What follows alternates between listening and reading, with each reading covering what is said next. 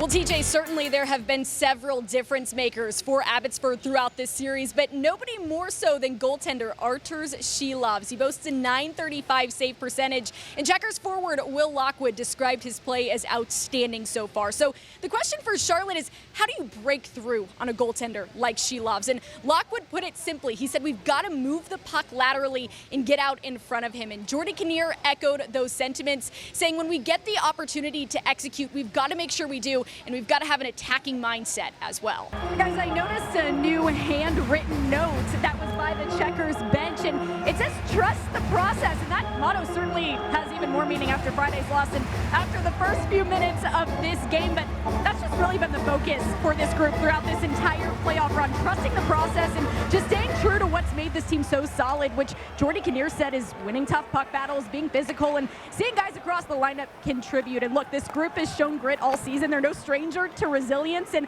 the roller coaster of emotions on Friday definitely brought a lot to deal with for the team, but trusting the process, it's an important reminder. So nice new piece of decor by the bench, guys. Well, Jack, what a sequence between yourself, Eamon Powell, and Oliver Okuliar. What did you see on that second goal?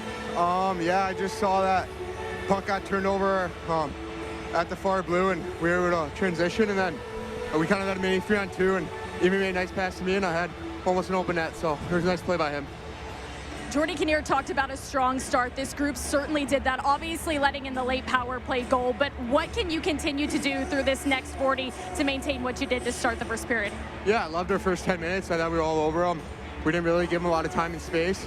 They made a nice play there on their power play, but I like the things we did, and I think if we keep doing that, we'll have success. I asked Jordy Kinnear about that, how you balance that break with also trying to maintain a sense of normalcy, but also keeping up that level of excitement for the finals. And he said, you know, it's something that this group has been so good about all season long. They come in excited each and every day, whether it's the regular season or whether it's been throughout the playoffs, just excited to practice. And he just talked about how this group really enjoys each other. They like to spend time together, obviously on the ice, but off of the ice as well. Last week they were out at a Charlotte Knights game all together as a team, so they've really spent this last week and a half just continuing to grow the bond that they have as a group. And Trevor Carrick talked about it as well. He's a veteran on this team, he's a leader, and I said, what do you say to some of those younger guys that are in this situation for a first time with the Calder Cup on the line? He said, you know, I just tell them it's a rare opportunity. We just want to have fun, live in the moment, and just play for each other and together as a group. That's exactly what this team has done all playoffs long, and hoping to continue that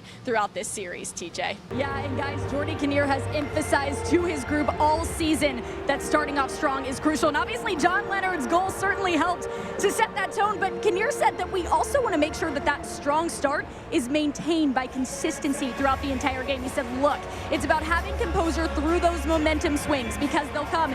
And it's just about continuing to push after goals, whether for or against. He told me this team knows what's on the line tonight, but there's no panic in this group. It's just about embracing that next shift mentality, guys, that you've been talking about all night. Wilmer, things getting a little physical there to end the period. What happened? I think it's just emotions. It's emotions, and it's going to be emotions this whole series, and we like that.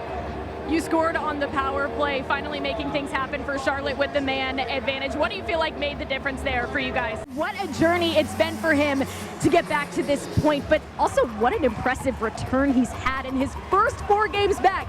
He tallied 3 points, including 2 goals and an assist, and he's just made an immediate impact on this lineup. But guys, we've said it before, and we'll probably say it again, because in the absence of guys like Entwistle, the way the organization as a whole has embraced that next man up mentality has been so key in allowing Charlotte to get this far. Well, Checkers forward Will Lockwood was calm when I asked him about the team's mentality heading into a do-or-die Game 6 here tonight. He said, yeah, there's a little bit of desperation, but for us, we play well with that. We're excited about this, these opportunities we keep getting, and we're going to try to take advantage of that. And Jordy Kinnear chimed in too, saying all we need to think about is winning a hockey game here tonight.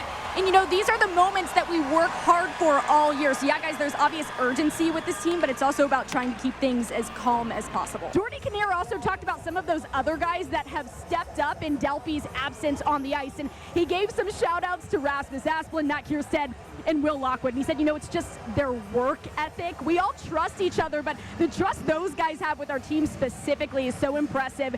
They're leaders by example, and they don't talk about it, they just do it. So credit to Zach Delpy for still being so involved with this group as the captain, even through the injury. But for Rasmus Asplund, Matt Kierstead, and Will Lockwood to take on these leadership roles they've done a great job with this group, guys. Trevor, holding Abbotsford to just 9 shots on goal right now. What do you feel has been key defensively for that?